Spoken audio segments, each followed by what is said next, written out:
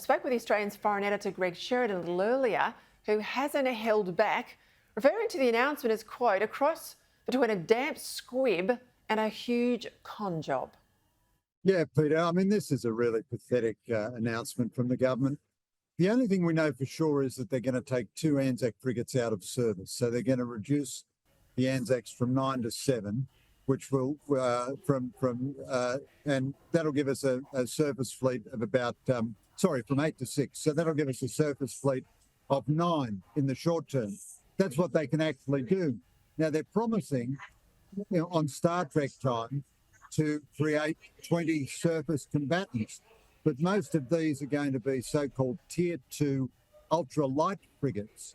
And now the Tier 2 frigates are only supposed to have twice the number of vertical launch cells that the Anzacs have, which the Anzacs have 8.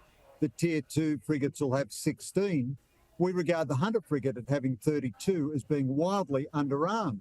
So these are very, very, very little popgun boats that we're going to get. And Peter, I'd take our viewers back to Kevin Rudd's Defence White Paper in 2009. It said we must have 12 regionally superior submarines as soon as possible.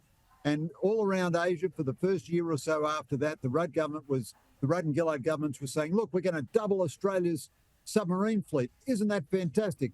So the government got what it wanted, which was a whole bunch of headlines, but we got no submarines. And here we are 15 years later, we still got the same 6 old Collins-class submarines and no new submarine, in prospect even.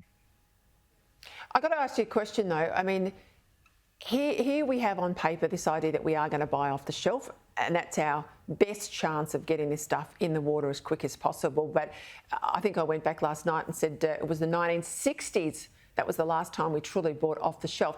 How confident are you that the government will meet that commitment and the defence bureaucracy won't get them to make it special and do something extra that blows out time and budget? But secondly, you and I have been around long enough, right? Defence industry, defence bureaucrats have been giving advice to government, and then 4 or 5 years later, the government, having taken that advice, has to come out and say, well, wrong decision, won't work, we're now told it's something else. And this happens all the time, regardless of who's in power. So when are there going to be heads roll in the defence machine for all these wrong-headed sets of advices that go to government, all these reviews that go nowhere, that recommend this and we end up with that, then we're told that that's wrong, we should have had this. Who is going to take responsibility in the defence bureaucracy for getting this so wrong so often? Well, you're absolutely right, Peter. Miles's first big mistake, Anthony Albanese and Richard Miles made very good speeches on defence in opposition. They seem to have a good understanding of the problem. Miles's first big mistake was to reappoint all the senior defence and civilian leaders in the defence establishment. So if you want a change of cultural direction, you don't do that by reappointing everybody who has given you this terrible performance over the years. I slightly exempt industry from the criticism because it is government and the Defence Department which keeps changing the requirements. So Lursen is building our offshore patrol vessels.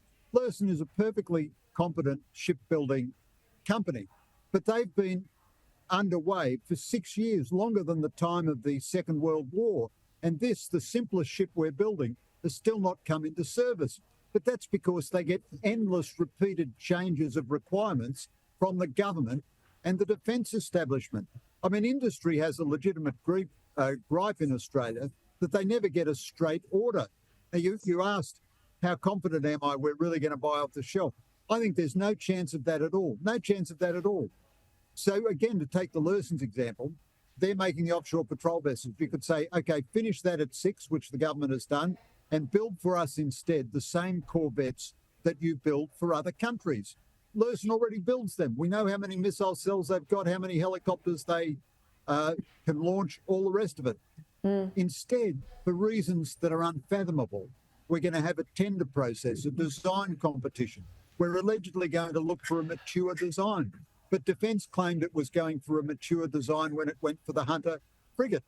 If we're urgent and we want to move now, why not just buy from the South Koreans or the Americans as soon as they can build them, an Arleigh Burke or a big guided missile destroyer like the Koreans build for themselves? The fact that we're going, and you see, it suits the government in a way because we have the competition next year. We make a decision in 2025. That means they don't have to spend any real money in the forward estimates, which means really they're just having a lend of us. They're just pulling our legs. This is complete baloney, this statement. It's as likely to come into existence as Kevin Rudd's 12 regionally superior conventional submarines. It's almost completely meaningless. And once again, Miles has failed to give either money or leadership or purpose or definition to our defence efforts.